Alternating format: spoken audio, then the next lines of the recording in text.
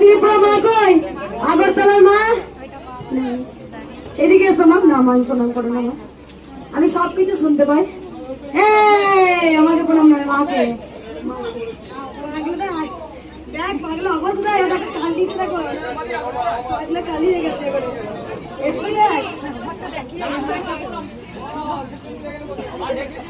জয় কৃষ্ণকালী মায়ের জয়।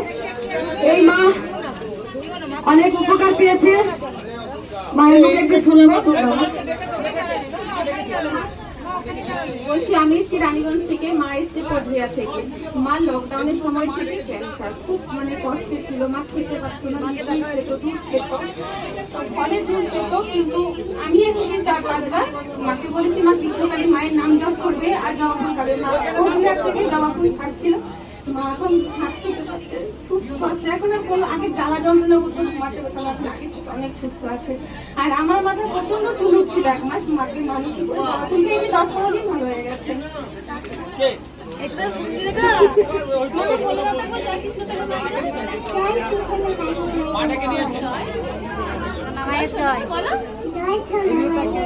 জয় মঙ্গলা মায়ের জয়। সব সময় ভিডিও দেখতে থাকে।